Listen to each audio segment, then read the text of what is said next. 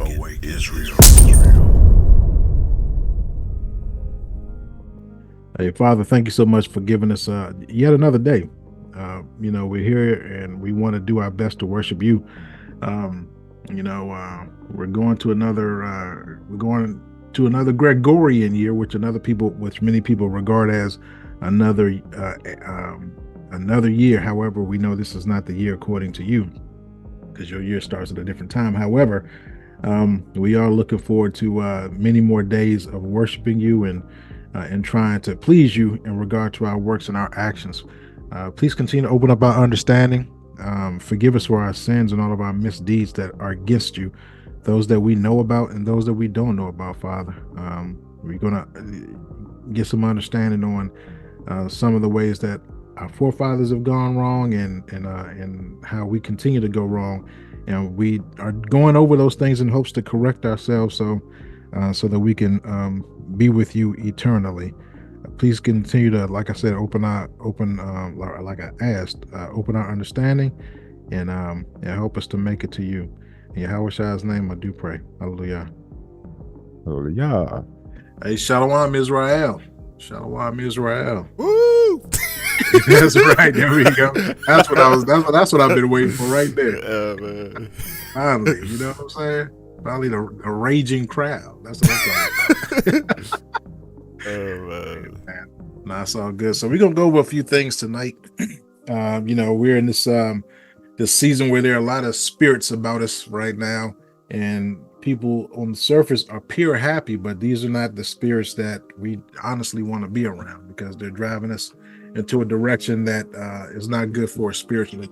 So anyway, we're gonna go through some of the word and go through a little history just so we can get some understanding, so we can correct ourselves and try to do what our Father and what our Father and our King want us to do. So we're going to kick it off pretty quickly. We're going to go to Exodus, and it's going to be a pretty good amount we'll go through.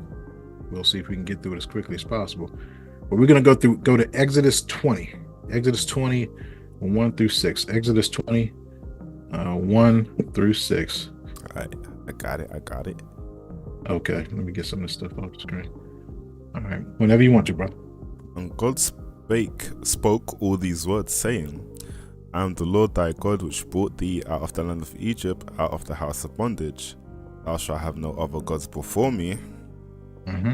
Thou shalt not make unto thee any graven images or any likeness of anything that is in heaven above, or that is in the earth beneath, or that is in the water underneath the earth. Mm-hmm. Thou shalt not bow down thyself to them, nor serve them, for I, the Lord thy God, am a jealous God, visiting the iniquity of the fathers upon the children, unto the third and fourth generation of them that hate me. Mm-hmm. And showing mercy unto thousands of them that love me and keep my commandments. So already, he started off, this is, of course, Exodus 20 is where we find what is called the 10 Commandments, though we know there are many more commandments, laws, and statutes than 10.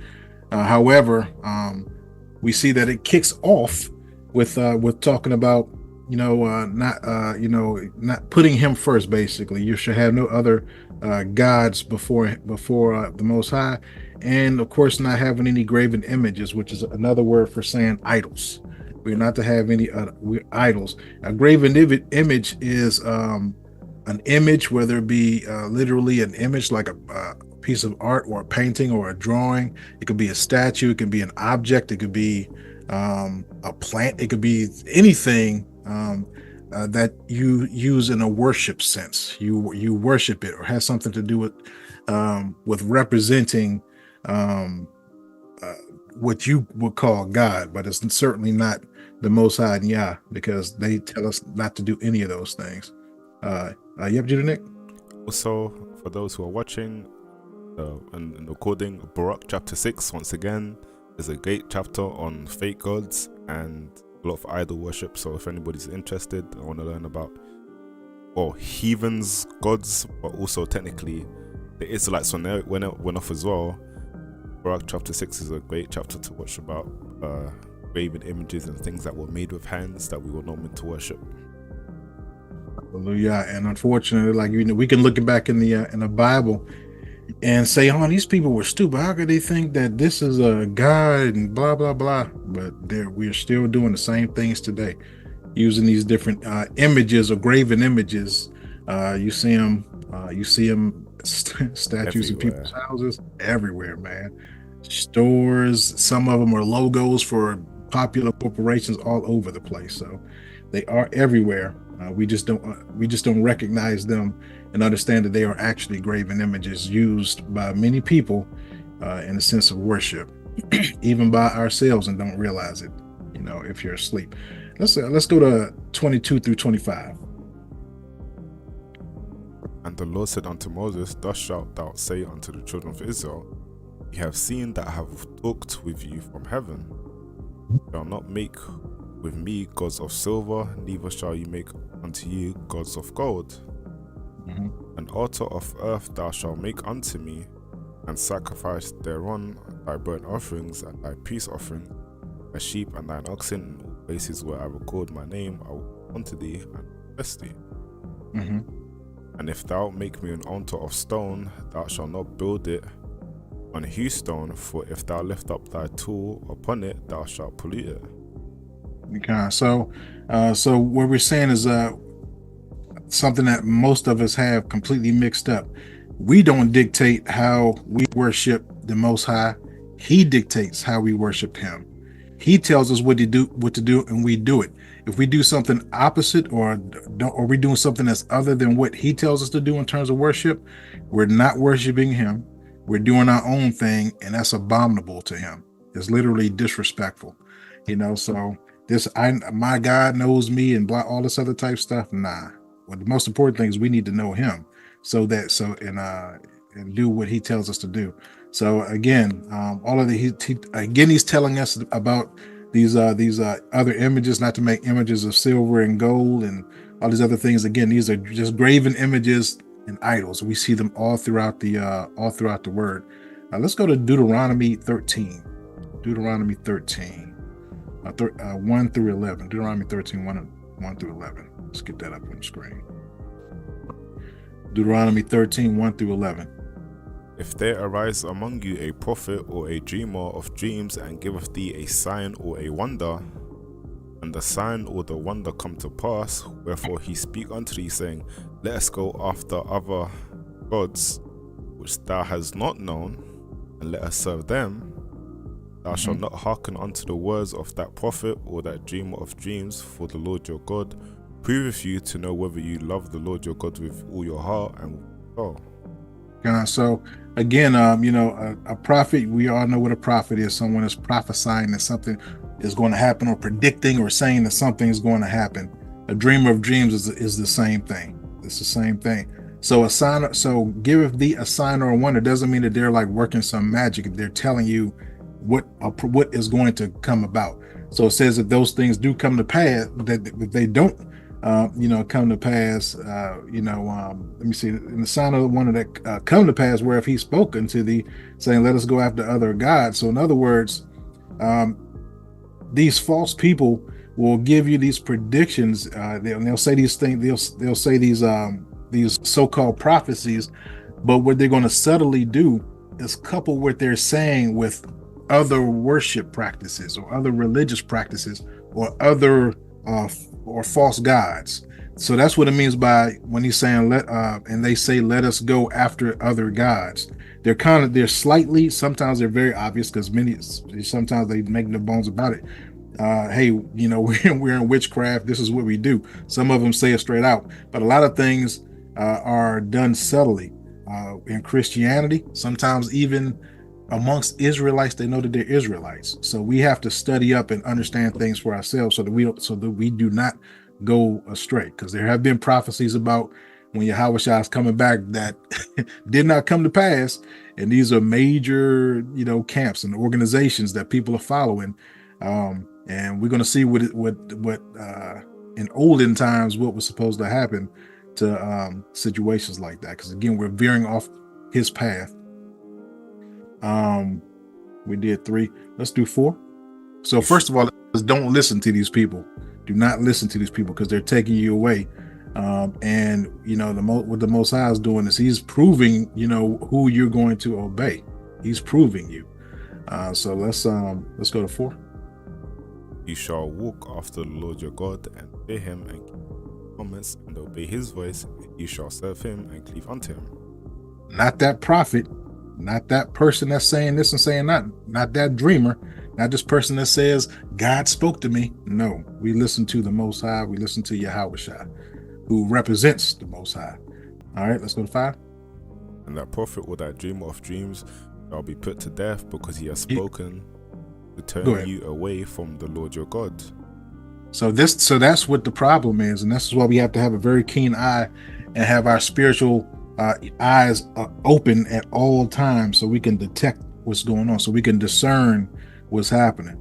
So let's read that. Let's start from the beginning and see what is supposed to happen to these people that are taking us, are steering us away from the Most High. Let's read that again. And that the prophet or that dreamer of dreams shall be put to death, because he has spoken to turn you away from the Lord your God, which brought you out of the land of Egypt, and redeemed you out of the house of bondage, to thrust thee out of the way which the Lord thy God wanted thee to walk in. So shalt thou put the evil away from the midst of thee. So that is evil. That is evil. So of course we're not judgment, because this is technically judging. This is a judgment. We have law, statutes, commandments, and judgments. Judgments when you sin. So the judgment for doing this would be death. Right now, that judgment is suspended. So we're not going to go and put somebody to death because they lied. Okay, we don't do that right now. But this lets us know what the Most High's penalty was in the past, and what He thinks about it, and what certainly is going to happen to these people when the time is right. Just not by our hand right now. All right. Let's keep on going. If thy brother, thy son, or thy mother, or thy son, or thy daughter, or the wife of thy bosom, or thy friend, which is as thine own soul, entice thee secretly, saying, Let us go and serve other gods which thou hast not known, thou nor thy fathers, namely of the gods of the people which are round about you, nigh unto you, or far from thee, from the end of the earth even unto the other end of the earth. Thou shalt not consent unto him, nor hearken unto him, neither shalt thy eye pity him, neither shalt thou spare, neither shalt thou conceal him. Excuse me.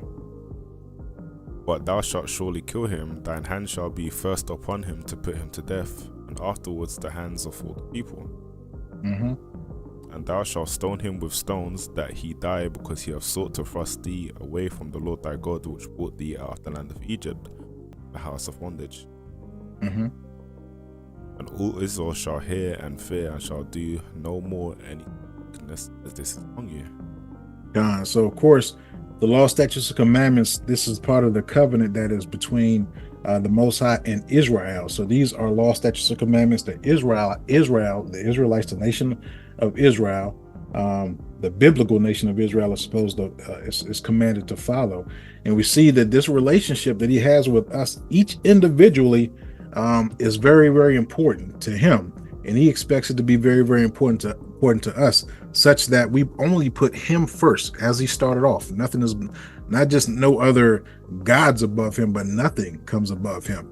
Not your brother, not your mother, not your son, not your daughter, not your wife, not any of your friends. Nobody comes before Him. And again, everything we've read so far is about other people or things pulling you away from His way, the way, which is His way, the law, statutes, and commandments in that covenant, taking you away from Him, which is a problem, because He is a jealous El. He's a jealous God, as He said. So He must come first. And then the other key thing here, is that, again, we don't recognize, especially in this time right now. Let me see if I can find it. Namely of the other gods of the people which are round about you, nigh unto thee, near unto you, or far from you, from the one end of the earth even unto the other end of the earth.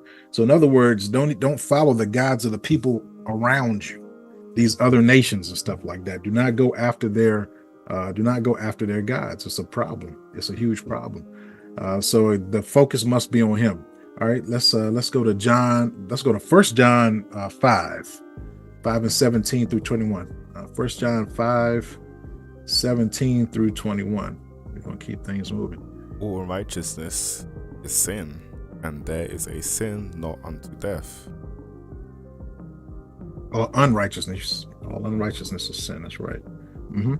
And we know that whoever so is born of Yahweh sinneth not, but he that is begotten of God keepeth himself, and that wicked one toucheth him not. And we know that we are of God, and the whole world lieth in wickedness. God, this is an evil world. This is a very evil world. And we know that the Son of God is come and have given us understanding that we may know him that is true, and we are in him that is true, even his Son, Yahushua Christ. This is true God and eternal life. Little children, keep yourselves from idols. Amen. So again, we see that the focus is on knowing him, on doing what he commands, on being righteous and staying away from unrighteousness. And as I mentioned when it first started off, all unrighteousness is sin. All unrighteousness is sin. So righteousness is doing the law, statutes, and commandments, doing the things that he's told us to do. If we're not doing those things, we're doing unrighteousness, we're doing sin. That's against him, and it's against our own souls. And of course, he ends that with telling us that we need to stay away from idols. Little children of Israel, keep yourselves from idols. So again, this whole idol thing it keeps on coming up. So it must be something serious, a serious problem in the nation of Israel. Let's go back to Deuteronomy. We're going to go to Deuteronomy 16. So I can get up on the screen. Give me one quick second. Deuteronomy 16. And these are things that we just need to be looking out for constantly, because we don't want to fall into these traps, because that's exactly what they are. Traps of the enemy. Deuteronomy 16, 21 and 22. Neither shalt thou set the 16, 21. Yeah, sorry, 21, yeah. Thou shalt not plant thee a grove of any trees near unto the altar of the Lord thy God, which thou shalt make thee. Neither shalt thou set up any image which the Lord thy God hateth. Now, that's pretty curious. For some reason, he's mentioning a grove of trees, a grove of any trees. And then, right, and then right after that, he talks about not setting up any image, an image that he hateth, an image that he hates. So we got groves and groves of trees, and then all of a sudden he goes right to talking about an image. And we know we just read some of the very, very many scriptures about graven images and idols and stuff like that. So he's reiterating over and over again what he does not like. Not only does he not like it, he hates it. So I wonder why feels the need to continue to specify this to the children of Israel. A grove of trees. Let's go back to Exodus again. We're gonna go to Exodus. Hey, go ahead, Judah. Okay, I remember the Father knows what's gonna happen before it happens. So imagine he knows all his people are gonna go off and do specific things. And normally, he just said he hates trees being built near his altar, and it's an image, which is basically another idol. And what's the most, the most celebrative time of the year in pretty much the whole world now is Christmas. But hey, for those who want to put two and two, you should really see it. It's quite clear as day, but hey. Very, very, very clear. And there are other representations as well, like Asherah poles, groves of trees, which we see many times in the scriptures as well. So that's good, Judah Nick. Let's go to Exodus 34. Exodus 34, 12 through 17. Exodus 34, 12 through 17. Take heed to thyself, lest thou make a covenant with the inhabitants of the land whither thou goest, lest it be for a snare in the midst of thee. So again, he's warning us about making a covenant and doing basically with the inhabitants of the land where we're going. He's warning us against making a covenant with them and heeding and doing the things that they're going to do. Let's keep on going. But you shall destroy their altars, break their images, and cut down their groves. So he hates these images, and certainly he tells us to cut down these groves. It's a problem. It's a problem. So not just where we were, and not just where we were going at that point, because we weren't even in the land yet, but because we were going into in that period of time, we were going into these other lands and having to conquer these other lands, by his might. We saw a lot of the things that they were doing. And just like when we were in Egypt, when our forefathers and foremothers were in Egypt, Egypt had tons of different idols and false gods and stuff like that. And just like this nation we're in right now, when we were there, we were accustomed to their way of doing things. So we have to be broken from the ways of these other nations in the ways that they're doing things. We have to return to the way of Yahweh and Yahushai. All right. So we're supposed to cut down those images, break their images, destroy their altars, and cut down their groves. So let's do 14. But thou shalt worship no other God, for the Lord, whose name is jealous, is a jealous God. His name is jealous, and whose name is jealous, and he is jealous. So it's a big problem. He don't play that. Again, Judah began when he was just speaking. Like he said, the Father knows what's going to happen. But think about it. What if your family betrayed you? What you give all that you can to your family, you're good to them, and they betray you. It's not a good feeling. It's not a good feeling.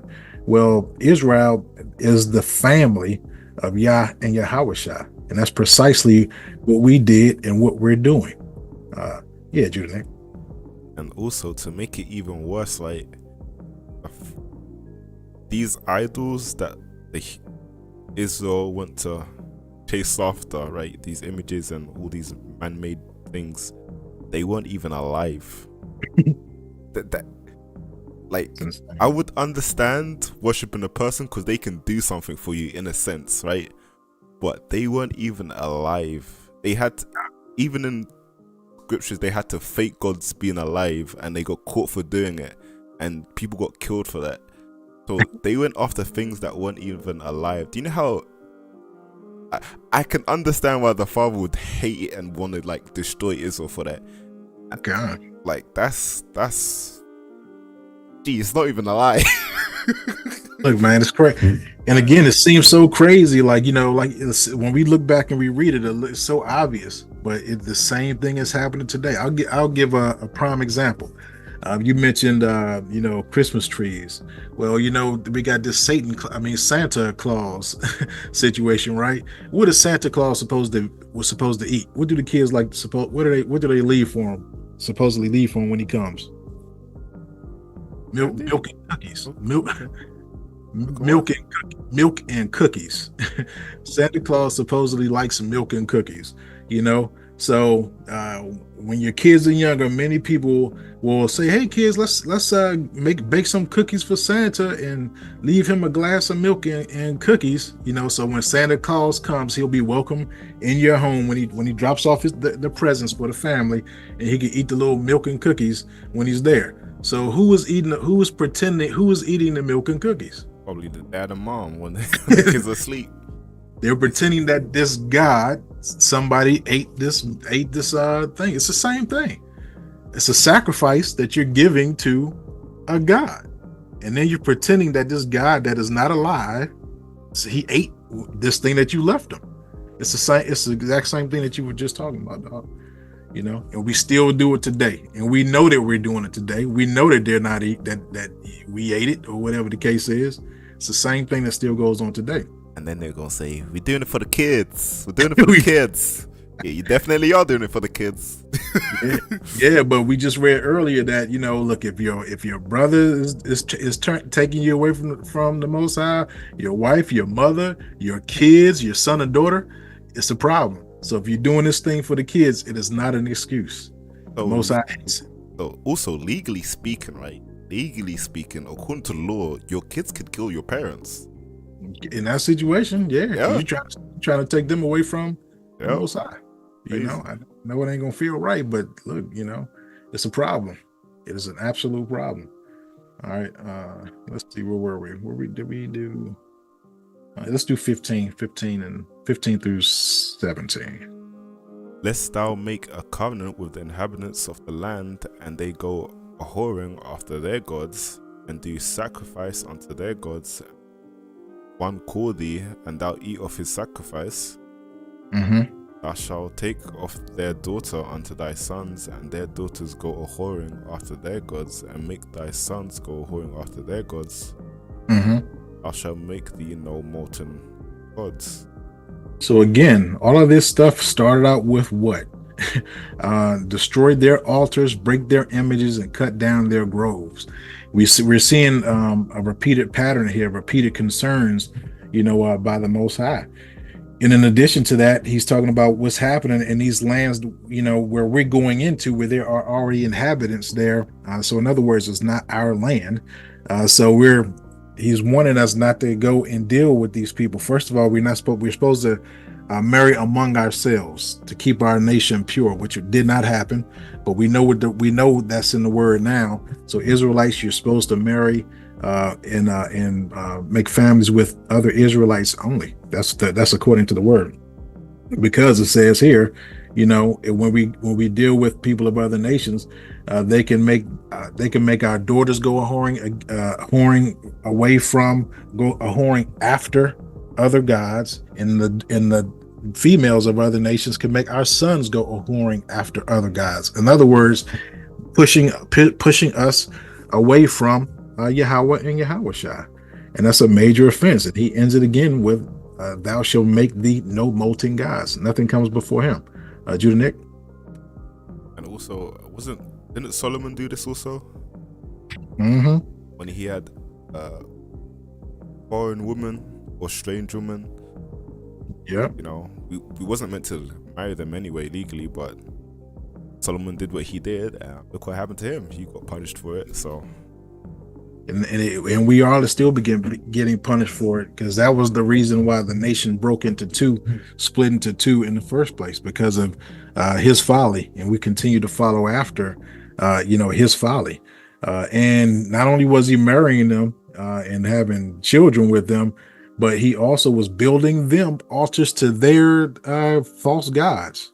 I mean, it's just crazy. So again, that's exactly what the Most High said was going to happen. You marry them, and they're going to make you go a whoring after their gods. And that's what Solomon did. He went off. The wisest man to ever live went off, So again, it's wise if we follow what the word says and do what the word says. But again, we're seeing all these idols. We're talking about all of these idols, and we also see a whole lot of tree talk. So we're going to see where that brings us to. And again, it's certainly befitting given where we are in this time of year right now. Let's go to Jeremiah 10. We're going to do Jeremiah 10, 1 through 8. Hear ye the word which the Lord speaketh unto you, O house of Israel. Thus saith the Lord, learn not the way of the heathen, be not made at the heaven, for the heathens are dismayed at them. So again, he's wanting us not to do as the heathen do. Again, just like he said, don't deal like the people that are around about you. These people that you're living amongst, or what have you. Don't do like them. Don't be like the heathen. All right, 3. Before we continue, I want to get something out, because some of our brothers and sisters actually worship the sun. Now, the sun is technically speaking is alive. And in some scientific sense, it technically does give life in a sense. Mm-hmm. However, it is still something created by the Father. So people need to not worship that, because we did do that back in the past.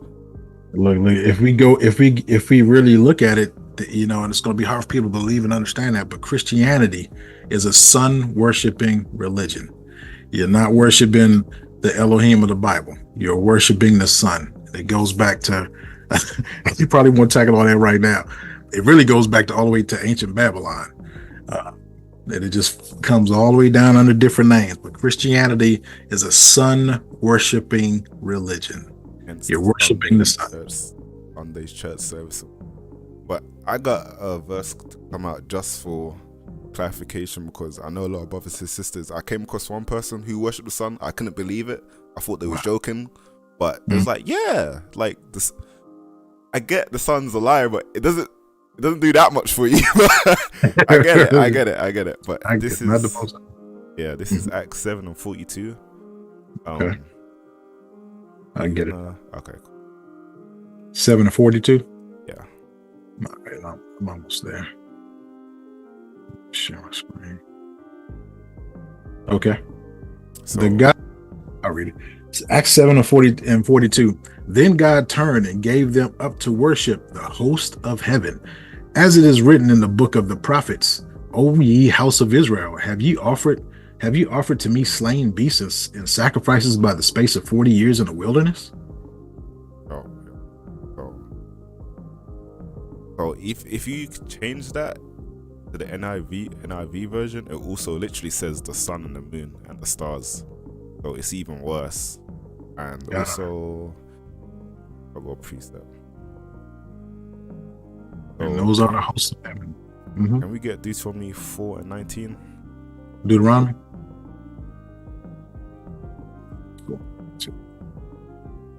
Sure. There we go. Deuteronomy 4:19. And lest thou lift up thine eyes unto heaven, and when thou seest the sun and the moon and the stars, even all the host of heaven, shouldest be driven to worship them and serve them, which the Lord thy God have divided unto all nations under the whole heaven. It says it right there. Sun, moon, and the stars. Even when we see him say even, that means it's just repeating the same thing that he just said. It's just using a different term. So sun, the sun and the moon and the stars, even all the host of heaven. The host of heaven, he's just repeating what he just said using another term. The host of heaven is the sun, the moon, and the stars, just like Judah Nick just said. And we're literally doing that again right here. It seems like it's so very obvious in the Bible, but in today's practice and also in different religions throughout time, the words or terms change just a little bit, but you're doing the exact same practices, which means you're doing the exact same things. When you go to the origin and the root of everything, you're still worshiping the sun, moon, and stars and some other stuff that folks then created. You're not worshiping the Most High, the Elohim of the Bible, and that's a significant problem. It's not going to end well for those that do that. All right, can we get Wisdom of Solomon 13, up to 13, verse 2 and 3? Hold on. Let me see. Let me get the Wisdom of Solomon.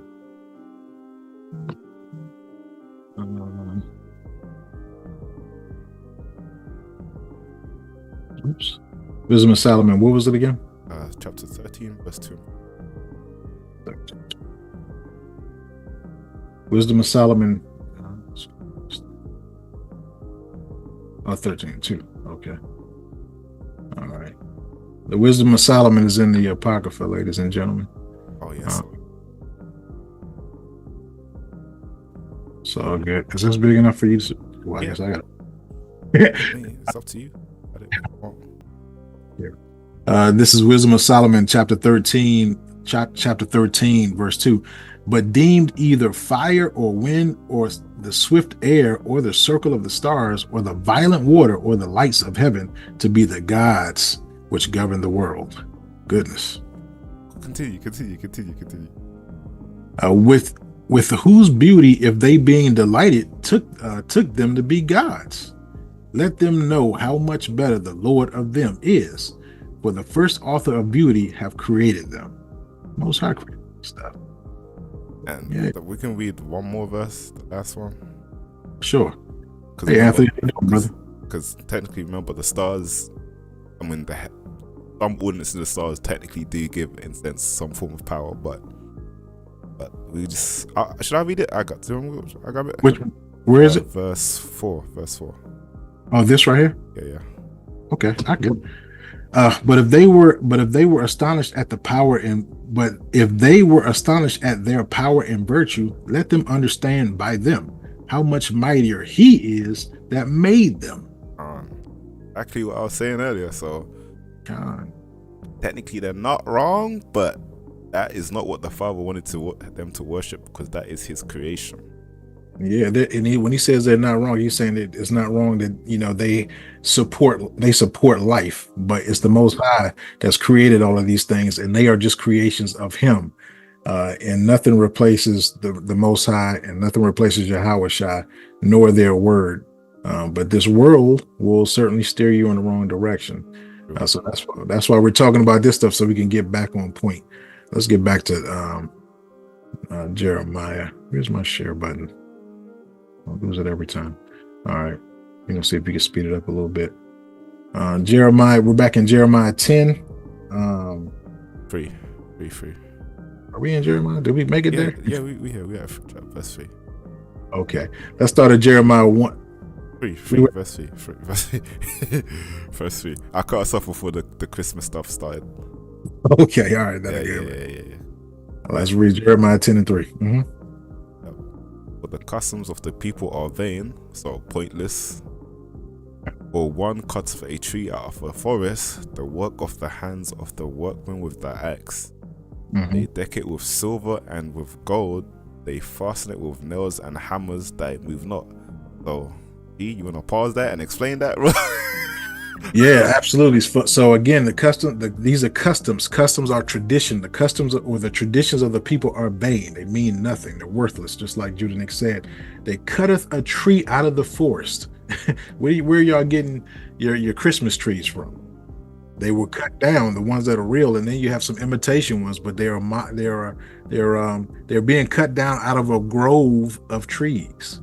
And then you're going to bring this thing into your living room, into your house somewhere, or go to the president, what is the White House, or wherever these things are scattered all over the place, and behold them, as though there's some great things, but they are all the work of the hands of a workman with the axe that have cut these things down, and they deck it or decorate it with silver and with gold. So these are all the little ornaments and all this other stuff that you're putting on these trees, and then you're fastening them with nails and hammers. In other words, what we do now is we put them in tree stands so that they don't move, so they don't fall down. This is a Christmas tree, ladies and gentlemen. A Christmas tree is an idol, and it's in the Bible. It's in the Bible. So you're doing this thing thinking that you're praising baby Jesus or whatever but what you're really doing is you're serving an idol. You are committing an abomination, and you have an abomination in your house, and you're making your kids commit an abomination and be happy about it. It's a horrible thing, and he despises it. He said his name is jealous because he is a jealous God. It's a problem. All right, go ahead. You also got to remember the Father said he hates it, if y'all was here from the beginning. So he hates it. I wouldn't want to be doing something the Father hates. That's what me personally, I don't know about y'all, but yeah. It's not an honor. It's a complete dishonor. It's an abomination. It's abominable to him. He hates it, and and that's again both him and Yahweh Shai. They hate it. All right, go ahead. They are upright as the palm tree. Ain't palm trees those really long straight trees that go up and then they sprout at the top? Man, this is clearly a Christmas tree, man. How can you? Very clear, dog. Very clear. They are upright as the palm tree, but speak not. They must needs be born, because they cannot go. Mm-hmm. Be not afraid of them, for they cannot do evil, nor also is it in them to do good.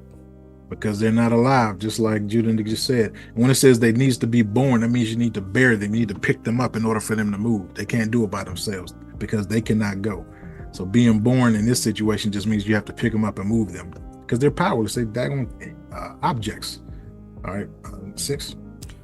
For as much as there is none like unto thee, O Lord, thou art great, and thy name is great in might. So we need to correct ourselves and understand that that's garbage. We need to understand who our Elohim is. Mm-hmm. Who would not fear thee, O King of nations? For to thee doeth it appertain, for as much as among all the wise men of the nations, in all their kingdoms, there is none like unto thee. Mm-hmm. But they are altogether brutish and foolish. The stock is a doctrine of vanities. That's what your holidays are. That's what your Christmas is. That's what your New Year's celebration is. It's brutish and foolish for us to celebrate that stuff. It's all just a stock. It's the doctrine of vanities, worthless things that we're doing. Let's go down to 14. Every man is brutish in knowledge. Every founder is confounded by the graven image. For his molten image is falsehood, and there is no breath in them. Yeah. Mm-hmm. Read. They are vanity and the work of errors. In the time of their visitation perish. It's not talking about the tree is going to die. The time of when he visits us, those that are doing these things are going to perish. That's the they shall perish. These are people. So again, you think that you're honoring. You got it all up in your church and all this other. The church has got the Christmas trees. They got the big wreaths on top of the phallic symbol in front of their on top of their temple. You know, another idol. Another idol. And you think that you're doing something to honor it, and you're being taught that you're doing something to honor it. But these people are steering you away from the Creator. It's a problem. It's an error. 16. The portion of Jacob is not like them. So that's once again a separation from everybody else, because Jacob comes from Abraham, Isaac, and Jacob. Mm-hmm. For he is the former of all things, and Israel is the rod of his inheritance. Lord of hosts is his name. So we're saying Israel is not like all of these people that are doing these that are doing these brutish things, because Israel, when it says he's talking about the nation of Israel, the descendants of Israel, like Abraham, Isaac, and Jacob. Jacob's name was changed to Israel, so all of his descendants are the rod of the inheritance of Yahushua. Literally, the wife of Yahushua is the nation of Israel. And we're not like these other nations, so that's why he's given us specific instructions on what to do and what not to do. Let's go to 19. Let's go 19 through 21. Woe is me, for my hurt, my wound is grievous. But I said, truly, this is a grief, I must bear it. Mm-hmm. My tabernacle is spoiled, and all my cords are broken. My children are gone forth off me, and they are not. There is none to stretch forth my tent anymore, and to set up my curtains. So this is truly mourning. This is saying that my family has left me. All my cords are broken. So everything that was tying me to my people, they've been broken. Your family has left you. My children are gone forth from me. Of me means they're gone forth from me. They are not. When it says they are not, that means they're not alive anymore. And that means we're spiritually dead. My children, the children of Israel, are gone forth of me, which means from me, and they are not. There is none to stretch forth my tent anymore. And set up my curtains. Stretching forth his tent means continuing his house. The tent is like your house, your home, your lineage. There's no one else to continue his ways. So this is a great word of mourning right here. All right, 21. For the pastors are become brutish and have not sought the Lord, therefore they shall not prosper, and all their flocks shall be shattered. So just as we just mentioned, these are pastors of Israel, Israelite pastors. We're teaching our people the wrong thing and going in the wrong direction. And because of that, we've become brutish, just like the other nations who we're following after in the first place. So as we said to everyone, that was we were talking about Christmas and some of these other holidays. It really goes for all of these different holidays, because they are holidays, not holy days. Holidays of these different countries and different lands that we're in, and we're celebrating them because we're taught to celebrate them. We don't know why or anything like that. We're just going along with it. And when we do that stuff, we are participating in the abomination, and it's a terrible thing that we are doing against the Most High. It's unrighteous, and we're aligning ourselves with the enemy, which makes us an enemy of Yahushua and the Most High. That's not a good position to be in. So we need to correct ourselves and get away from these brutish pastors that are teaching us the wrong thing, and That's the majority of them. That's why we have to get back to this word in this book ourselves. But anyway, here's one that's actually telling the truth, but still sprinkles in something to persuade us to continue to go through with it. It's craziness. Let's take a look. Friends who do not celebrate Christmas because they say December 25th is really a pagan holiday. While I agree that Jesus may not have been born on December 25th, he certainly was born as described in the Bible. How do I respond to them? Well, in a sense, tell them they're right. Tell them they're right. He's telling the truth. Tell them they're right. It's pagan. You see, the winter solstice a couple of days later was the shortest day of the year, and the pagans had something called Saturnalia, and it was a time of lawlessness because all the laws were suspended, and people, a bunch of singers actually wandered the streets naked, singing, and then they had orgies. It was a mass thing. Well, when the Catholic Church came along in Italy, the Romans and others didn't want to give up their holidays, so they said, okay, we'll Christianize it. And so they said, okay, we'll say the birth of Jesus was the 25th of December. You hear this character joking about it? When he says Christianize it just means that they're going to adopt some pagan practices. And then he joked about it. He just like, oh, then we're going to say that the birth of Jesus was December 25th. We're going to talk about that in a few minutes. And then there was a monk who began to add it up. You see, if you read in Luke, it says there's a census taken when Quirinius was governor and so forth and so on. And they could take those leaders and figure the exact time dating from the foundation of Rome. And that's when the dates were established. And so they get pretty close to the date. But to say it's the 25th, shepherds were out abiding in the field. It gets a little cold at night. I mean, were they out there in the middle of winter? I don't know. I've been out there on the shepherd's field and on Christmas Eve. It's very nice. But it's cold. Nevertheless, I mean, what was going on? So all this business about mistletoe, pagan.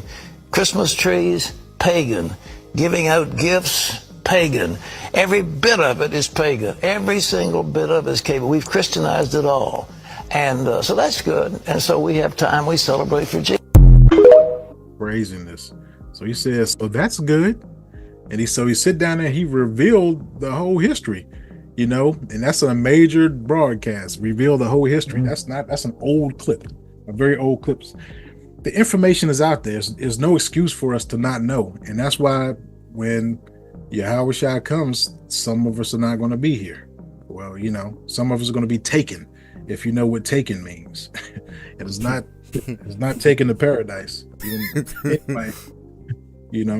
But we all have an opportunity. We all have access to his word. We all have access to his word. And there's plenty of information showing us that this thing is a false situation. You, Nick? And to back up the statement you just made, the Father also says in Hosea, I think 4:6, my people are destroyed for lack of knowledge. But he also said, I will reject thee. So we're getting rejected not only because we don't have knowledge, because we reject it. So, hey man, as I said, as G just said, there's so much information about everything, bro. So it's like you don't really have to open your eyes. It's pretty much there. It's just either turn a blind eye or you just do what you want to do, man. That's pretty much it. Well, that's how he takes it. He's like, my word is here, is right there, and all of this other information is right there. And then you have the lies that are there too, and you're rejecting the truth, you're rejecting my word, you're rejecting the history of things that are actually out there, and you do have to dig for that. I will absolutely say you have to dig for that, but it's no longer very difficult to do it, to be honest with you. All you gotta do is look up any holiday and put origins behind it. Yep. And you'll see a bunch of information. But you're accepting these other gods and you're rejecting him. So why would he accept you if you're gonna reject him? Isn't he? Would you, or is that the way that you would do other people? Nah, he's not down with that. But let's take a look at some of this stuff again. That's very, very easy to find. And we're talking about, I know Christmas is past already, so if you celebrated it, think about how to do things next year. It's too late, but we're gonna talk about a few other things as well. Not even next year, in the future. We don't know how many years we got left, but do better. Right. Do better. So like right here, this is this is an image here, and there are plenty of them, but it says the Asherah Merry Tree Celebrations. In a word, you'll hear about the Asherah poles, which again is a tree. So the wooden groves, it represents these different practices. But you see, this looks similar to a Christmas tree with like the star on top, all of these little decorations on a Christmas tree. But anyway, we'll talk about a little bit of that. We're going to read a little bit right here. It says Jesus and his apostles, so we know Jesus is not the real name, and his apostles never celebrated Christmas. And just to read some of this commentary. The Yahushua command his followers to celebrate his birthday every year by decorating Christmas trees in their homes. Bible scholars will emphatically say no. Then where did these customs originate from? It is a historical fact that Joseph, Mary, Jesus, the 12 apostles, and the 120 disciples never celebrated Yahushua's birthday on December 25th or any other day of the year. So they never celebrated his birth. It's not birthday. We're not even supposed to celebrate birthdays. It's not in the Bible. Now, why? Go ahead. Okay, and also, I believe only King Herod, an Edomite, and Pharaoh, an Egyptian, a Hamite, celebrated their birthdays. Maybe some other people, but those are two main, people, and they're both heathen. So this was no way ever an Israelite custom tradition, not at all. Birthday celebrations is not part of our history at all.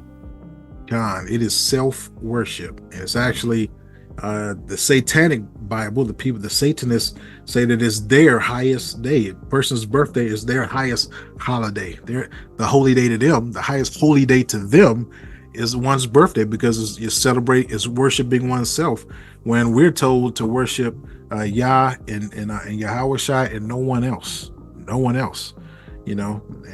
so that's a problem. It says in the last days, men will be lovers of themselves, and we clearly see that that's been going on for quite some time, and it's even more evident with social media and people putting the camera in their face, all of that. It's crazy. Also, to make it even more prevalent, like how it is, because people feel some type of way if people don't give them gifts on their birthday. They be like, oh, they ain't get you no present. Oh, they're not my friend no more. Oh, they're not my family no more. Like, bro, this is how it's literally crazy. Like, all of this because someone won't give you a gift on a specific day. You're basically pretending to be God on that day, literally. And we know that we're presenting gifts. That's a thing of worship in that regard. Now, that doesn't mean that if you're giving somebody something that you're worshiping them, but this is an event. This is a particular day that you're expecting to give gifts for a particular reason. That's why this is a problem. It is a day of worshiping yourself, and you're expecting other people to come worship you, just like Judah Dick just said. It's craziness. It's not biblical. It's against the word of God. Let's see here. On December 25th. Now, why would I say something like that? Because the first century Jewish, and we know these are Israelites, really. This is not the Jewish people that they're talking about right now, but the Israelites.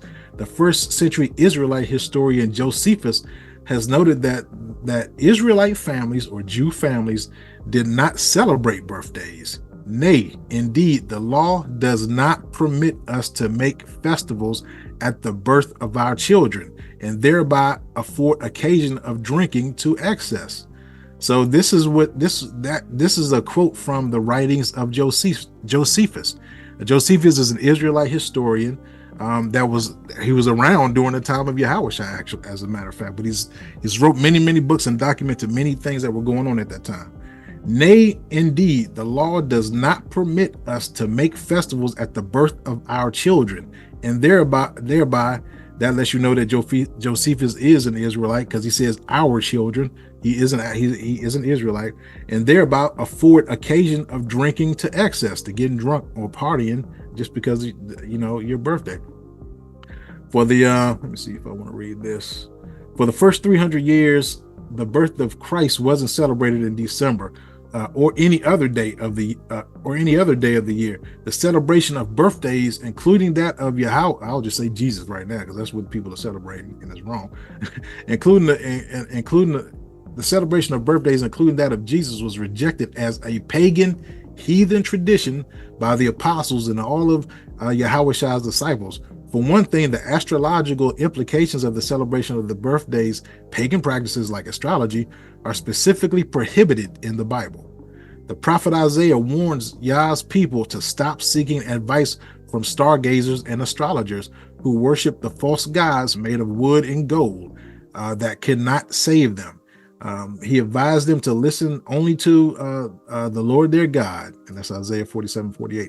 In addition, Christians for the first 3 centuries did not want to be associated with many pre-Christian pagan religions. So in this situation, Christians are actually Israelites, we'll just say, or followers of Yahushua, because things began to get a little mixed up in terms of the way that they say things.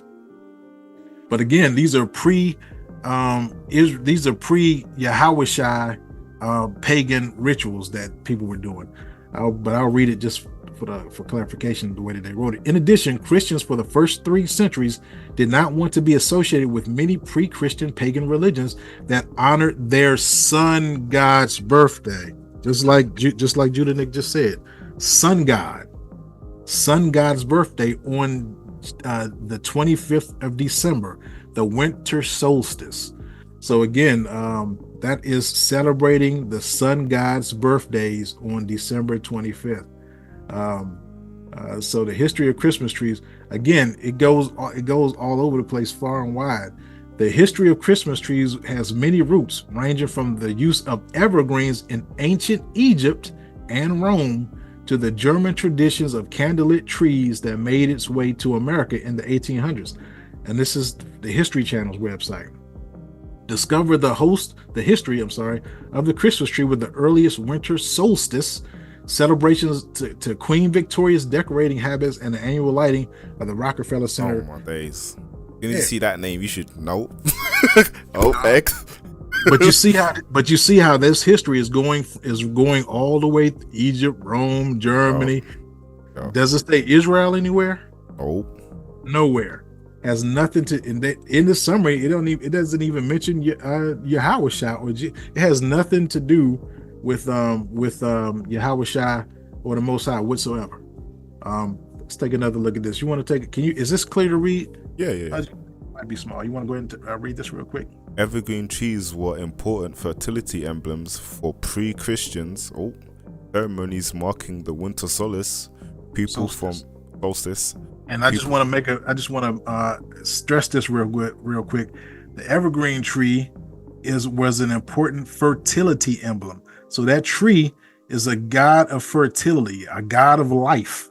That tree you have is a phallic symbol. The Christmas tree is a phallic symbol. The man's genitalia. That's what you have in your living room. That's what this is. It's a fertility god. And all right. And if anyone was here earlier, that's why he was talking about them having their orgies and group get-togethers on that day. So yeah. Yeah, it has this. Just to let you know, Jim Nick, this has your favorite G word. I've been here just to prepare. Okay, let me practice. In my head. It's coming, brother. All right, let's go ahead. People from ancient societies believed by decorating their homes and temples with evergreen plants such as holly, ivy, and mistletoe. Holly, like holly. Yeah, go ahead. Ivy and mistletoe. They were helping to carry the diminished sun through a critical period Mistletoe was the most sacred plant of the Druids. Not Israelites, somebody else. It was given great reverence or respect because it grows on the venerated oak. The custom of kissing under the mistletoes comes from the ancient idea that mistletoe is the oak. Yeah. Wait. So wait. It's the actual one right now, right? Yeah. Genitals. Okay. There you go. There And- you go. There you go. You got it, dog. But here we go again. We have a venerated oak. That's a tree. We got plants. We got the mistletoe, and they respected it because the mistletoe is the oak's genitals, fertility. It goes back to these different things, and this is again we're talking about the evergreen tree. All right, right here, and so. And so it was believed that an embrace under its glistening berries was sure guarantee of a fruitful union. So they was getting jiggy underneath the tree. So when you got this mistletoe, when you're hanging these little berries up in front over your head, those berries are supposed to represent the males. That's crazy, bro. People are weird, bro. Yeah. Don't even know why you do it, but you get all they show it in the movies, like it's like, Oh yeah, and they used to actually and they used to have a little cutscene now. That's wow, it's all coming back. That's crazy. and that's what that represents. So we're doing stuff, customs of people around us, and we don't even understand why we're doing it. That's why we got to research this stuff. But it's supposed to be a guarantee of a fruitful union, that somebody's going to get pregnant. That's what fertility is, fertile. So again, goes back to sex. Goes back to it being a sex god, a sex thing. All right, go ahead. The decoration.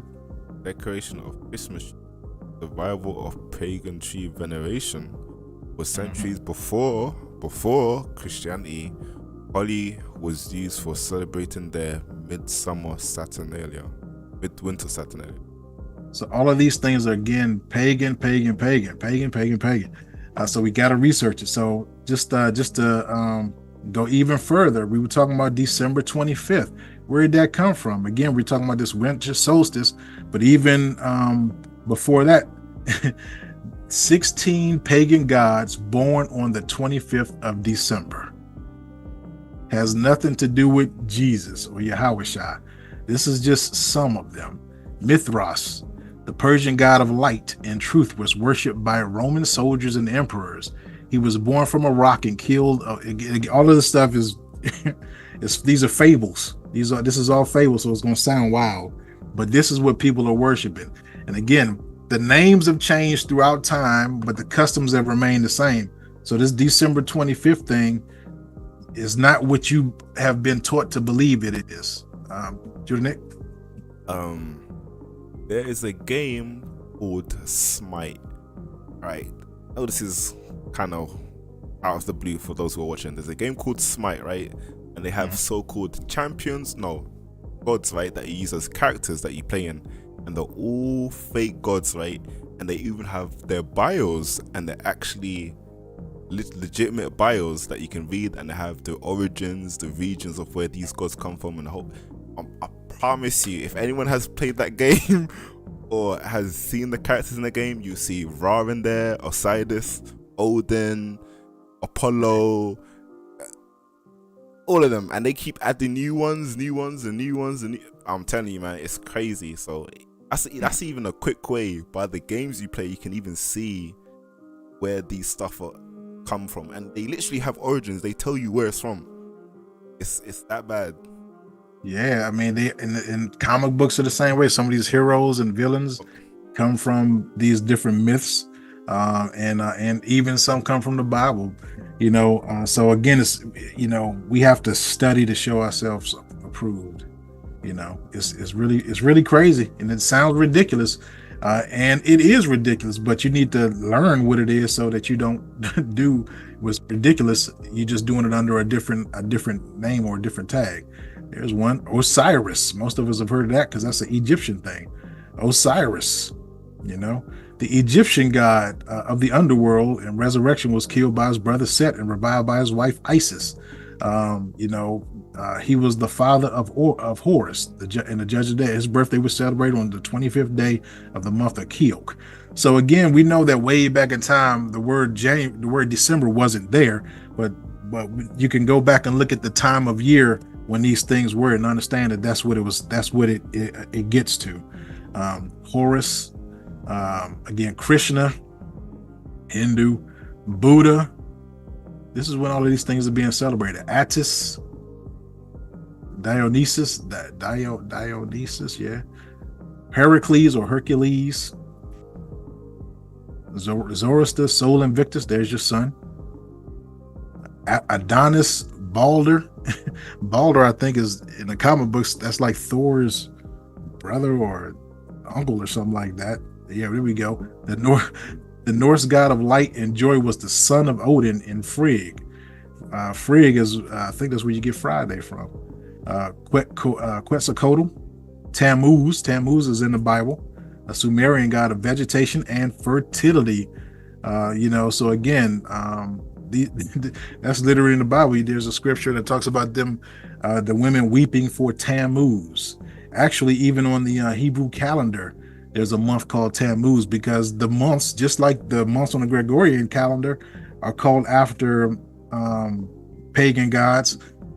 Same thing on the Hebrew calendar. That lets you know how entrenched our people were in this. Freyr, that's Friday right there, Freyr. That even on the Hebrew calendar today, those months are called after pagan gods still. Freyr, that's where you get Friday from. And Nimrod goes all the way back to Babylon, and that's where these things originate. That's where everything originates, and it just kind of comes down throughout time, changing names. Here's another list, because there are more than just the ones that we just listed. But again, born on December 25th.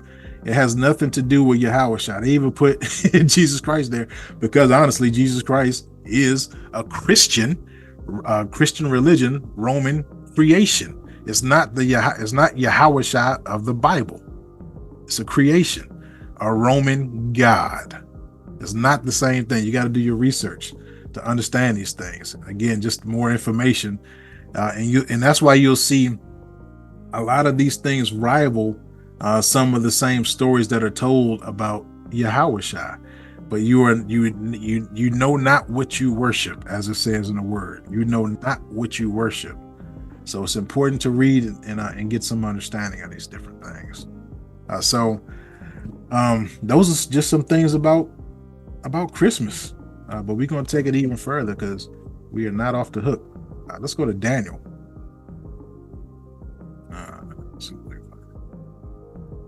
Daniel 7 and 23. Let me get this up. So needless to say, stay away from celebrating Kwanzaa, celebrating any of these different things that are so-called Christmas replacements. None of them are commanded of us to do in the Bible. None of them. So stay away from them. But anyway, we're going to do Daniel 7:23 through 25. Daniel 7:23 through 25. Got it? Daniel 7:23 through 25. As he fourth beast, fourth kingdom upon the earth shall be diverse from all kingdoms, shall devour the whole earth, and shall tread it down and break it in pieces. And the 10 horns out of this kingdom are 10 kings that shall arise, and another shall arise after them. He shall be diverse from the first, and he shall subdue 3 kings. And he shall speak great words against the Most High, and shall wear out the saints of the Most High, and think to change times and laws, and they shall be given into his hand until a time and a times and dividing of time. God, so this is the 4 beast prophecy of Daniel. That 4th beast is Rome. We've discussed that in a prior teaching, but the fourth beast is Rome. So whether we know it or not, and the fourth beast is the last beast in power before Yahushua comes. So we are literally still under the power of the fourth beast right now. We just don't realize it. Again, fourth beast is Rome. We know about Catholics, but it's Roman Catholics, Roman Catholicism. Roman Catholicism is a mother religion to Islam, to, of course, Christianity. So these, so y'all are actually doing sun worship under Rome. That's why they had Rome. That's why they had Jesus Christ listed as a Roman God, because that's not the Elohim of the Bible. That's not the Son, the Son of the Most High. Jesus Christ is a name. There's no J in Hebrew. That's not the image of him. All of these things were created. What they say about him is what they say about him in Christianity. That's all created, but it's far different from what's in the Bible. That's why we actually have to read what's in the Bible.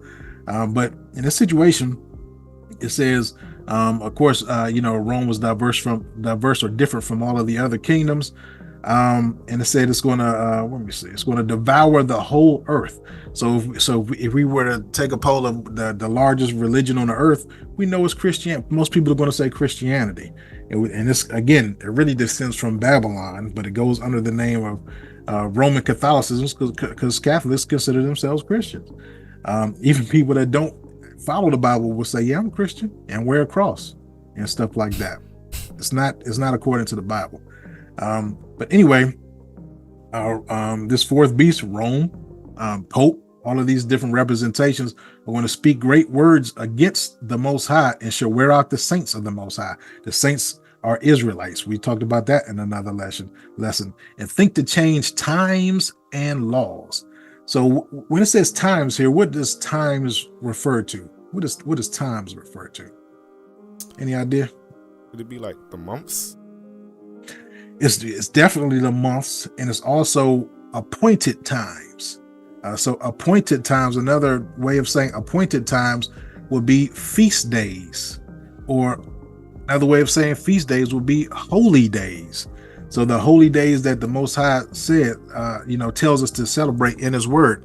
So they're seeking to change those different things, change the holy feast days that are prescribed, by the Most High, and they're changing them to their holidays. And those holidays, like we're talking about, they're all abominations. They have nothing to do with the Most High. You got some, Judah, Nick? So we also have to remember, as G said earlier, we all know Gregorian calendar, which is not correct. We read scripture carefully, we know that the year starts somewhere during spring. So all the holy days would have to be from spring onwards, not January, spring onwards. So the beginning of spring, if you want to go somewhere around spring and you want to start from there, hey man, all praises, at least you're trying. But if you start in January, you off. But at least you're trying. But the year starts somewhere during spring, not January. God, I mean, in one like very, very simple way to look at it is September. That's sept. That's 7. October, oct. That's It's 8. Yep. Even though October is the 10th month on the Gregorian calendar, you can keep on going. Nov, that's 9. You can keep on going. December, that's 10. That's 10. Decade 10, that's 10. Yeah. So, but it's the 12th month. So again, there's a lot of deception, going on right here. The year does, the actual year does begin in the spring. It actually does begin in the spring by the luminaries in the seasons that the Most High has created. So there's, like we said before, there's a lot of information out there regarding these different things, but we have to do the research. So these holidays. So how do we get from the Most High's feast days and holy days to holidays? And as we were saying, this stuff has been happening for a very long time, throughout time, and things change and stuff like that. But we're going to get a little whiff of just when this started happening, and there are records of it, because the Bible is true, and it's all. Not only is it a spiritual book, but it's also a history book. It's the history of the Most High's people, the Israelites. So we're going to see in this history book, what it says. Let's do First Maccabees. We're going to do First Maccabees 1 and 33 through 43. There we go. First Maccabees 1, 33 through 43. You got it, Judah Nick? Then builded they that city of David with a great and strong wall, and with mighty towers, and made it a stronghold for them. So where is the city of David? Anybody know where the city of David is? What country is the city of David in? In Jerusalem, no? It's in Israel. That's right. So right here it's saying they then builded they the city of David, a great and strong wall, and with mighty towers, and made it a stronghold for them. And let's see what it says going on. Who this they and them is. 34. And they put therein a sinful nation, wicked men, and fortified themselves therein. So this is the sacking of Jerusalem. This is when things began to change and we got occupied. This is before Yahushua got here on earth, as and so this is why when he was here, Israel was occupied by Rome. This is why this is why that sinful nation of wicked men was in power during the time of Yahushua and the disciples. In the book of Maccabees, we see how this began to happen. All right, let's go ahead. Let's keep on going. They stored it also with armor and victuals, and when they had gathered together the spoils of Jerusalem, they laid them up there, and so they became a sore snare. Mm-hmm. For it was a place to lie in wait against the sanctuary, and an evil adversary to Israel. God, so again, against the sanctuary, an evil adversary, enemy, that means Hasatan, adversary, to Israel. This is what Rome was. Again, fourth beast. All right, keep on going. Thus they shed innocent blood on every side of the sanctuary and defiled it. Mm-hmm. Insomuch that the inhabitants of Jerusalem fled because of them, whereupon the city was made an inhabitants of strangers, and became strange to those that were born in her. So, just to clarify, strangers took over, and the people who were native to that region were no longer in there. God. Yeah, there were some of them, but many of them rolled out. There was a lot of persecution, a lot of killing and things of that nature. So they left. And her own children left her. Yeah. So. Her here is Israel, the nation, because the nation is spoken of as a she, because the nation as a country is the wife of Yahushua. So that's why it's spoken of as a her. All right, 39. 39. Her sanctuary was laid waste like a wilderness. Her feasts were turned into mourning. Her Sabbaths into reproach. Her honor into contempt. So feasts, holy days, appointed time, turned into mourning. They were crushed. Her Sabbaths into a reproach. Her honor into contempt. So all of the things that we were doing to honor the Most High, these law, statutes, and commandments, they were being laid waste or removed, from us. We weren't allowed to do these different things. They were being, we would be killed, and that's actually another part of the Maccabees, where we literally would be killed for keeping the law, statutes, and commandments. Literally, this is why there was a lot of killing and a lot of bloodshed. As I said, innocent blood on every side of the sanctuary, and defiled it. All right, 40. As had been her glory, as her dishonor increased, and her excellency was turned into mourning. And again, that's that her is the nation of Israel. And 41. Moreover, the king of Antiochus wrote to his whole kingdom that all should be one people. So we see Antiochus, and where was the place that we saw that many of the in the book of Acts and some of our studies in Acts, where we were going many a time, where were our people going many times? In Antioch. So we see that was actually a king.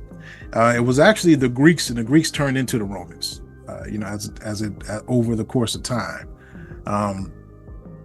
So and again it says that he wrote to the whole kingdom, because they conquered a lot of territory, that all should be one people. So who are we as Israel? Who are we supposed to be one with? Yahweh? Absolutely, Yahweh and Yahweh Shah. We're supposed to be, one with them. So if we are not one with them, is that a good or a bad thing? One with the It's absolutely a bad thing. So if we are not one with them, we are estranged from him. Does that make sense? We are estranged from the Father and the Son. Let's see something. What does it mean to be estranged? Let's take a look at this real quick. What does it mean to be estranged? Blow this up. Estranged of a person, no longer close or affectionate to someone, alienated of a wife or a husband, no longer living with that spouse. So you're alienated. You're no longer a part of the Father. You're no longer part of that family. You are estranged. What does it mean to be estranged? If you are estranged, you are a stranger. You are a stranger. So does it make sense? Do we understand why some Israelites were called strangers, in the Bible? Go ahead, Judah. Also, if we look at the word alien, it also used to mean foreigners or strangers. So that word alien can also explain why in the New Testament Israelites were called under different names, which they were in captivity in those different regions.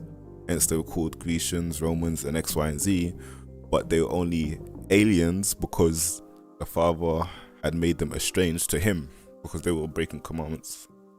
Con. That's exactly right. We were no longer a part of him, and you can actually see in another part of the Bible where he divorced part of Israel for that reason, because we were doing these abominations and doing what he told us not to do, because he told us not to follow after these other nations and these other gods. So this is all, again, we're talking about these couple of holidays that people are following right now, and these are just derivations of the same things that we've been doing throughout time, and it's not a good thing for us.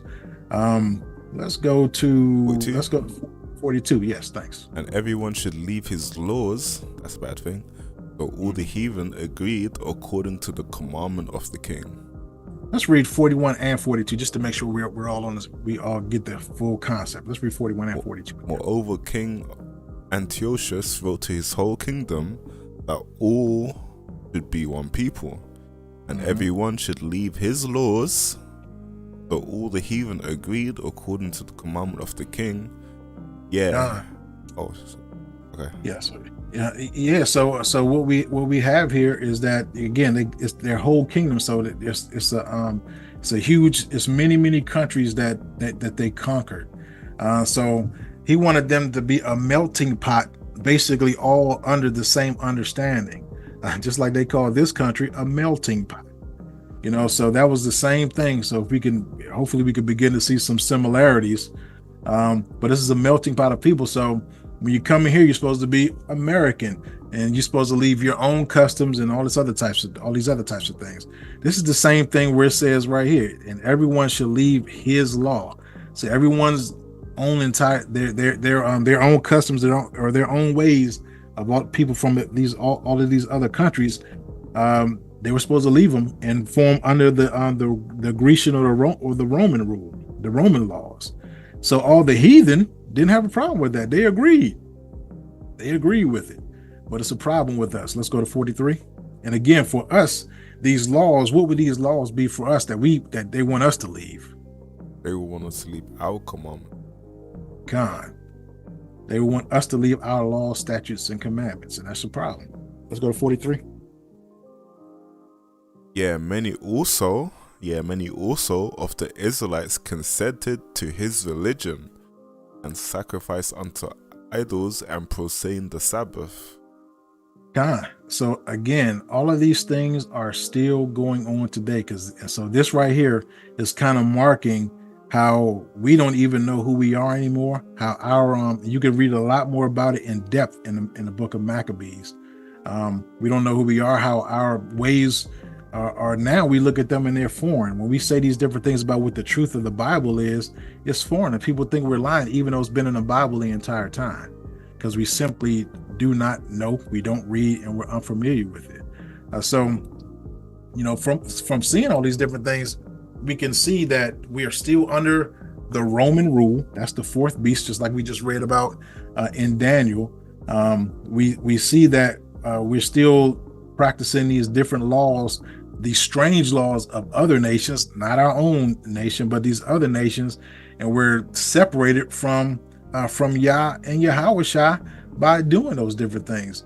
And that's very, very evident during this time of year, because we're doing someone else's holidays. We're not doing our holy days. So again, we're joining along. We're doing exactly what he said to do when he wrote to his entire kingdom, to get rid of our laws and that we should all be one people. So this is why Christmas is celebrated all over the world. This is why New Year's, this is why New Year's, when they do the little fireworks and stuff like that, they're showing pictures from all over the world. Why? Because it said he's gonna conquer the world. I forgot what the word he used up a few verses up, but he was going to subdue the world. I believe that's what it said. So that's why you see these different things, even though different people may have different calendars, like the Chinese calendar, stuff like that.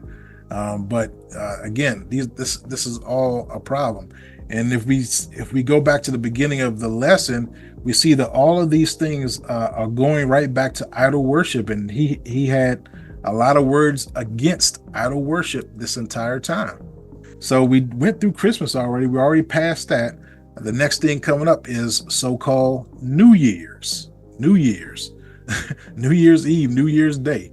And Judah Nick already mentioned that the actual New Year starts like in the springtime, when the new life begins. Things begin to spring forward. And that's actually the way it used to be, even around the world. But we may see a little bit of that as we go on. Let me share my screen. But the new year brings about Father Time. Most people have heard about Father Time. So I just looked up Father Time. Now, Father Time, these are some images of what's supposed to be Father Time, And one thing that we see about Father Time, he always has this little sickle with him. And sometimes he has a baby with him too. That baby doesn't look too comfortable. Right there. My checks. Sickle was also like a Reaper or something. God. Reaper. That's actually another depiction of Father Time. Real? The Grim Reaper. Wow. That's like the other side of him, the Grim Reaper. You see him holding a time instrument. He may have a time instrument. He'll be accompanied with a child, and there are different little myths regarding that. And he will have this sickle with him. You'll see that pretty much in all of these different and most depictions of him. And so this one, you can see he looks closer to a Grim Reaper right here. Looks a bit evil. You see the timepiece, you see the sickle, So a little closer to the Grim Reaper appearance. Time, the sickle, a little closer to the Grim Reaper appearance. You see what I'm saying? So let's look at this a little bit. Another name that for Father Time originally was the god Kronos. Oh man, that's in the game too. That's in Smite as well. I'm not lying. Is that right? Whole Greek letters and everything around it when you cast spells. It's crazy, man. So we see how deep this thing goes. And it says Kronos, and now this is a slightly different one. Kronos with the KH was envisioned as an incorporeal god, serpentine in form, with three heads, that of a man, a bull, and a lion. So we already have a little a serpent-like god going on here, and it's a crazy story about it. Primordial world egg. I mean, all kinds of craziness.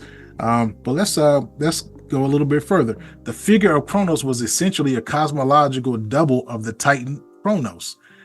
And right here it says Chronos, Father Time. Let's click on this. Chronos, Father Time. Let me see if I can stretch this out. I don't know if it's going to show it on here. Let me see. What is one of the symbols of Chronos? A sickle. Father Time. So again, these things just changed. That first Chronos was Greek. This one is Roman. And he also goes by Saturn, Saturday. So that's why you'll see that these days of the week, they actually all go back to gods, all of these different gods and stuff like that. But Chronos, Saturn, Father Time, these are all gods. New Year's Day, you're worshiping at God. That's what all of these different things are. So let's see if we can find out what's going on with the children. Chronos was the king of the Titans and the god of time. In particular, time when viewed as a destructive, all-devouring force. So destruction, Grim Reaper. He ruled the cosmos during the Golden Age after castrating and deposing his father, Uranus or Uranus Sky, in fear of prophecy that he would in turn be overthrown by his own son. Chronos swallowed each of his children as they were born. Now do we see why those children are there? Ow. He's crushing them joints. Rhea managed to save the youngest, Zeus, by hiding him away on the island of Crete and fed Cronus a stone wrapped in swaddling clothes. So we see why. So again, you can read more about this stuff, but it's just their fairy tales. But Chronos, Father Time, what they'll say is that Father Time is old, in that he's the old year going out and the baby is the new year coming in. But we're seeing but you got to understand the origins of things. What we were just reading was part of the origin of what's going on and what this stuff represents. So that's what you have to understand. So that's why he has this joint. He is not happy. He's about to do something with this child. It's not what they tell you. We have to do the research for ourselves. Grim Reaper. All right. Now let's look at something else here. New Year's. Let me see. This might be too big. I don't know. Happy New Year. Something that's been here for a while. It looks like the New Year is an event that let me see if I can scroll down. I think I had something. Hope I didn't highlight it. I think I took it off. Let's see.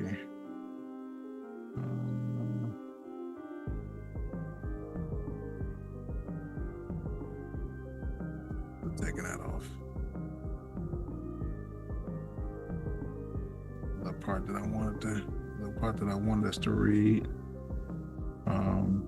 Within many cultures, the use of fireworks and other noise making is a major part of the celebration. So many cultures, again, stuff is being conquered. And it's all over the world, this New Year situation. Let me see. The ancient Roman calendar had only 10 months. We just talked about that. It started the year on the 1st of March, which is still reflected in the names of some of the months which derive from Roman numerals. September 7th, October 8th. We just talked about that.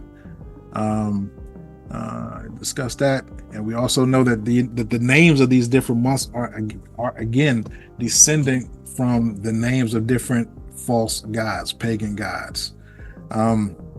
Julius Caesar introduced the Julian calendar. So again, there have been many calendars throughout time, but when he introduced the Julian calendar, he created January and made the 1st of January to be the new year. In the Middle Ages in Europe, a number of significant feast days in the ecclesiastical calendar of the Roman Catholic Church came to be used as the beginning of the year. So we see a lot of changes have been made over time. Seek to change times and laws. So we see these things being changed.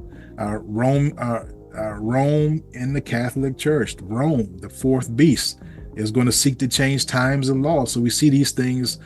We see these things happening. There's that picture of Father Time. It all lines up. You know, y'all can Go and research and see these things, for yourselves. Got Father Time riding on a chariot with being pulled by a serpent.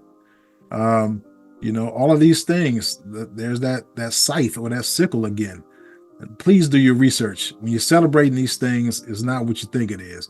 The Roman calendar or that Julian calendar was thrown out at a certain point, and the Gregorian calendar replaced it. That's what we are on in the States right now. We're on the Gregorian calendar. The Gregorian calendar has some things in common with the Julian calendar, but it's a different calendar. Still, and it was created by or authorized by a Roman Pope. Pope Gregory. I forgot what. I'm sure we can find it in here, but he was Pope Gregory something. That's why it's the Gregorian calendar. So again, all of these things are Rome. Let me see. My highlights went away. I had certain parts highlighted, but they're not highlighted anymore for some reason. Some atheists, Muslims, and Christians fundamentalists like to grumble and jibe that the celebration of Christmas and Easter are pagan. They are right, and they are wrong. They are, in as much as the wellsprings of Western culture are deep in the pre-Christian cultures of Europe. They are wrong because the early Christians, like the Hebrews before them, saw their religion as a contrast and corrective to a prevailing pagan culture. So again, and this even again mentions, where these days, some of these days come from. Tu, Tuesday, Wotan, Wednesday, Thor, Thursday, Frigg, Friday, Saturn, Saturday. And again, Saturn again is Janus. Janus is where we get the month of January from. Janus is a god, a two-faced god. So January, bringing into the new year, you're still celebrating a god. These are images of Janus right here. Two-face. So again, we've just been deceived. That's why we know not what we worship. We know not what we worship. This is in Forbes magazine. Why did early Christians and pagans fight over New Year's Day? All right, are you able to see this, Judah Nick? Yeah. The temple was a Rome's Capitolani. Mm-hmm. Hill. A vow was then made to invoke safety for the Roman people and the Republic in the coming year. Elsewhere in the city, worshippers at the temple to these words, bro. The god of medicine on the Tiber Island. Celebrated the temple's dedication on January 1st of 29 BCE. The Romans looked to Janus, the god of new beginnings, but clearly also thought of Jupiter and too. The god of medicine. But later, the imperial period, the celebration centered more on the emperor and was extended to 5 days. The third day was now the one reserved for the voter to the health of the emperor and the empire. It was then followed by a series of chariot races that eventually lasted up to 3 days. So again, we're just saying how this is all Roman culture. It has nothing to do with Israelite culture whatsoever. And we also see that it's surrounding the worship of other gods, made up pagan gods. Again, it's absolutely a pagan religion. Not a pagan religion, but a pagan practice. I know it's getting kind of late and my highlights are gone, what I wanted to highlight on here. But it's just more of the same that's showing us exactly throughout history what the stuff, where these things have come from. And again, it definitely descends from pagan culture. So when you're popping bottles and and spending whoever knows how much to go to these New Year's parties, you're committing an abomination. The history of New Year's. In 46 BCE, the Roman Emperor Julius Caesar first established January 1st as New Year's Day. Janus was the Roman god of doors and gates and had two faces. We just looked at him, one looking forward and one looking back. Caesar felt that the month named after the god, which is January, would be the appropriate door to the year. Caesar celebrated the first January 1 New Year by ordering the violent routing of revolutionary Jewish forces in Galilee. This is not Jewish as we see Jewish today. These are Israelites. So the first New Year was ordered by ordering the violent routing of revolutionary Jew or Israelite forces in Galilee. A lot of bloodshed. Eyewitnesses say blood flowed in the streets. In later years, Roman pagans observed the new year by engaging in drunken orgies, a ritual that they believed constituted a personal reenacting of the chaotic world that existed before the cosmos was ordered by the gods. All pagan stuff. So there's your drinking in the middle of the night, or toasting and drinking at midnight, or whatever the case is. It's a ritual. Drunken orgies. As Christianity spread, pagan holidays were either incorporated into the Christian calendar or abandoned altogether. By the early medieval period, most of Christian Europe regarded Annunciation Day as the beginning of the year, according to the Catholic tradition.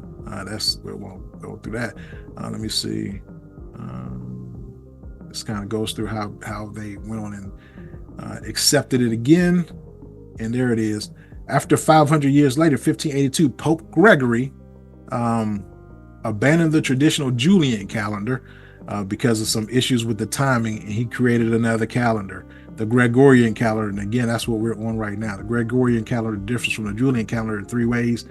You can research that on your, by yourself. But again, this all is pagan information. This is all pagan celebrations. The history of New Year's resolution, the History Channel website. All we got to see is very early on to again know what we're doing is something off about it. The ancient Babylonians are said to have been the first people to make New Year's resolutions some 4,000 years ago. They were also the first to hold recorded celebrations in honor of the new year, though for them the year began not in January but in mid-March when the crops were planted. So again, Babylonian. If you really want to go back and look at Christianity and all these other things, it descends from Babylon. That's if you go all the way back, it descends from Babylon. And again, a Roman god with no Greek counterpart, Janus, January. So we just wanted to display some things so we understand we're amidst some evil practices. There's nothing to take part in whatsoever if you're trying to worship the true Elohim of the Bible. So we got got a couple more scriptures, and then we're going to get out of here. Let me get to it. We're going to go to the book of Joshua. The book of Joshua, Joshua 24. We're going to do 14 through 24. Let me get this shared. Lost my button again. The book of Joshua. Joshua 24, 14 through 24. Can you get that, Judah? 14 to 24? Yeah.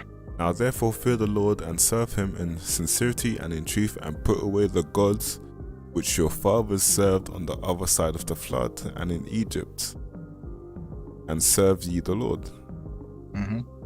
And if it seem evil unto you to serve the Lord, choose you this day whom you will serve. Whether the gods which your father served that were on the other side of the flood, or the gods of the Amorites in whose land you dwell. But as for me and my house, we will serve the Lord. God. Mm-hmm. And the people answered and said, God forbid that we should forsake the Lord to serve other gods. Mm-hmm. The Lord our God, he it is that brought us up and our fathers out of the land of Egypt from the house of bondage, and which did those great signs in our sight, and preserved us in all the way that we went, and among all the people through whom we passed. Mm-hmm. And the Lord drave out from before us all the people, even the Amorites which dwelt in the land. Therefore we will also serve the Lord, for he is our God. Mm-hmm. And Joshua said unto the people, you cannot serve the Lord, for he is an holy God. He is a jealous God. He will not forgive your transgressions nor your sins. So he's saying that because, you know, he knows that some of these people are double-minded. They're saying one thing, but they're going to continue to try to serve the God of the Amorites or the gods of these other people. So he's saying, nah, look, you cannot serve the Lord if you're going to be doing those things. If you're still going to be trying to serve these other gods, for he is a holy God, and he is a jealous God. He will not forgive your transgressions nor your sins. Basically, if you stay in those sins, you continue to serve those other gods. Judah Nick? And even Moses knew how Israel was, because I believe just before he was gonna pass away or be separated from Israel, he said to them, as soon as he's gone, they would go back to what they was doing prior. Because remember, all it took was Moses to go up a mountain, come back down, and there's a calf back there somehow. So imagine this, he knows Israel's gonna go off. But even the father's already knowing. Soon as he takes one prophet away, Israel's going back to straight what they was doing. And even if there is a prophet there, they still gonna do it. So yeah, we're killing prophets, man. Stiff-necked people. Love the enemy, love the other nations, and don't love our Elohim. That's a problem, and that's why 2/3 of us are going to get taken out. That's the nice way of putting it. That's a nice way, right? Very nice way of putting it. So he said, all right, let's go to 20. If you forsake the Lord and serve strange gods, then he will turn and do you hurt. Oof. See, that was a nice way of putting it. Very nice way of putting it. He's easy with his words right now. Right. And consume you. After that, he have done you good. And the people said unto Joshua, nay, which means no, but we will serve the Lord. And Joshua said unto the people, you are witnesses against yourselves that you have chosen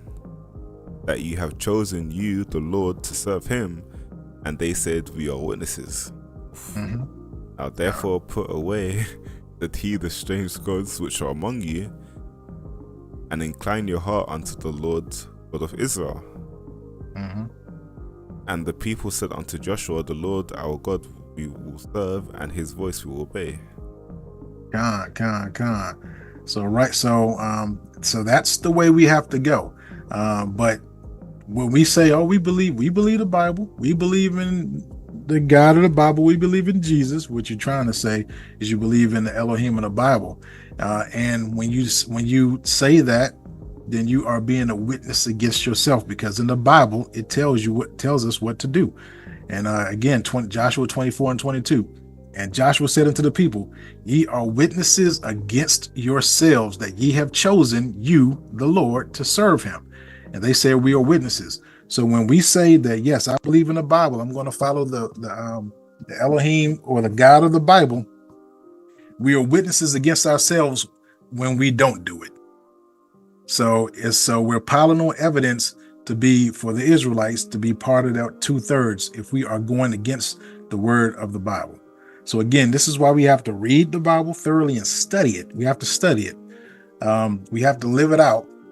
Pray for him to open our understanding so that we can, live it out properly and grow and understand things spiritually speaking, and get away from the ways of the heathen that we're scared, because we're scattered all over the place. So we have to go back to his ways. That's our natural culture, the law, statutes, and commandments, the covenant that he's only made with Israel, and that's what we have to live in. And that's the proper way, the ancient past, the old past, as it says in the word. So please don't celebrate New Year's Day, New Year's Eve. That's not something that's for us, and it literally is making you an enemy of the Most High. It's an abomination. So just be careful. But with that, I guess we'll go ahead and close out. Got anything, Judah Nick? I believe our holy days are in Leviticus chapter 23, if I remember off the top of my head. If anybody wants to learn, because I know you'd be technically, if you give up stuff, you'd want a replacement in a sense. So Leviticus 23, there's a holy days that actually has meaning to it and a lot of vanity. So if you want stuff to do with your family and all of that, Leviticus 23, I believe, the list of the holy days. It's Leviticus 23 or 13, forgive me if I'm wrong. And yeah, Hallelujah. All right, well that's awesome, man. Well, hey, we'll go ahead and pray out, and let that be that. Father, again, thank you for the clarification, and thank you for your word. We're lost when we do not take advantage of your word. You are connected to us. You want to be connected to us, but we're the ones that are, forsaking that. And I apologize for myself, for our people, and I ask you to forgive us for doing sin. And I ask you to help to correct us and to bring us back to you, which is according to your word, what you want as well, and what you promise to do. Help us to open up our eyes, give us understanding so we see what's going on in the world, and that we don't take part of these heathen traditions and these traditions of men, and instead we embrace your word and your ways, Father. Again, we thank you for your patience. We do ask you to come quickly and rescue us out of here. And we just ask you to help us to be more obedient. Please heal our brothers and sisters that are sick. Please heal Sister Dion. Those that have come down, I know Q and Adai have flu. Heal those people that are sick with these different diseases, and just continue to open us up spiritually. Please bless us financially, mentally, understanding wise, and in any other way you choose, Father. We appreciate you and help us to honor you more. In Yahweh Shah's name, we do pray these things. Hallelujah. All right. Hey, well, thanks for attending, man. And with that, we'll say shalom. shalom. Next Thursday, same time, 7 p.m. Eastern US time for those who are watching. Hallelujah. Like and subscribe. Subscribe. Awaken Israel DMV. Joel 3:16. The Lord also shall roar out of Zion, and utter his voice from Jerusalem, and the heavens and the earth shall shake, but the Lord will be the hope of his people, and the strength of the children of Israel.